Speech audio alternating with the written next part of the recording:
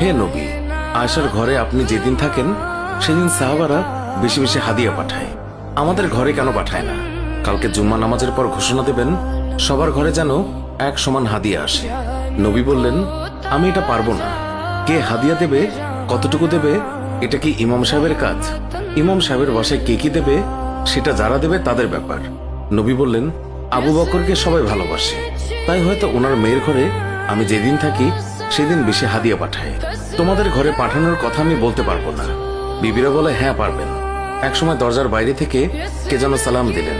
নবী সালামের উত্তর দিয়ে বুঝতে পারলেন এটি উমরের কণ্ঠ। সে আশেপাশে তাকিয়ে দেখে কোনো বিবি নেই। উমরকে নবীর বিবিরাও ভয় পেতেন, কারণ ওনার বিচার সবার জন্য সমান। ওনার কাছে সবাই সমান, সবার জন্য সমান বিধান।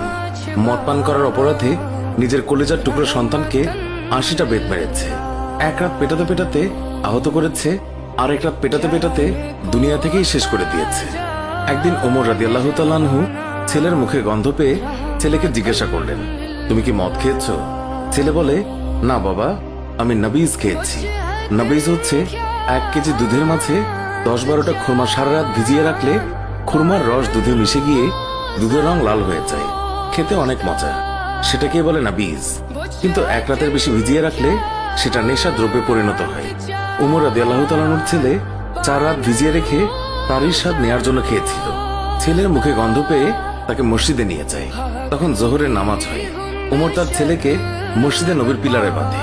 ইমাম সাহেব নামাজের সালাম ফেরানোর পর উমর রাদিয়াল্লাহু তাআলা আনহু বলেন, নামাজের পর সবাই থাকবেন, গুরুদণ্ড আছে। নামাজের পর হাজার হাজার মানুষ অবাক হয়ে দেখলেন হযরত উমরের ছেলে পিলারে বাঁধা। অনেকেই ভাবলো হয়তো একটু রাগ ধমক দেখিয়ে তিনি ছেড়ে দেবেন। অনেকেই বললেন ৪০টা বেত প্রহার করবেন।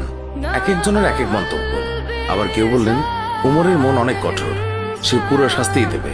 এইভাবেই কানাঘুষা চলতেই থাকে। এরই মাঝে উমর চেয়ারে বসে জল্লাদকে ডাকলেন, বললেন, শক্ত দেখে একটি চাবুক এনে চাবুক শুরু করো। জল্লাদ বিসমিল্লাহ বলে চাবুক মারা শুরু করলো।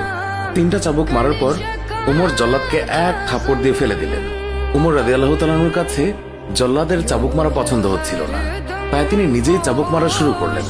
এক একটা চাবুক পরে আর মসজিদের বারান্দা ফোঁটা ফোঁটা রক্তের দাগে ভরে যায়। মদিনায় উমরের চাইতে শক্তিশালী আর কেউই ছিল না। ছেলে চিৎকার দিয়ে বলে, আবার মদ খাবো না, আমাকে মাফ করে দাও। কিন্তু উমরের কঠোর মনে কোনো দয়া হলো না। এবার আবু সাহামার মা উমরের পা ধরে বললেন, আমার ছেলেকে আর মারবেন না। ৩০টা বাড়ি মারা হয়েছে, বাকি ৫০টা বাড়ির জন্য আমি এক একটা বাড়ির জন্য একটা করে উট আল্লাহর রাস্তায় সাদগা করব। কিন্তু উমরের মনে দয়ামায়া হয় না। ৪০টা বাড়ির পর ছেলে জ্ঞান হারালো। ৫০টা মারার পর আবু সাহামা দুনিয়াতে আর নেই। সবাই তখন নিস্তব্ধ হয়ে গেল। উমর রাদিয়াল্লাহু তাআলা আনহু রাগে গড়গড় করতে করতে বললেন, গোসল দে, জানাজা দে, কবর দে। কবর দেওয়ার পর ৫১ থেকে আবার কবরের উপর বাড়ি মারা শুরু করলো।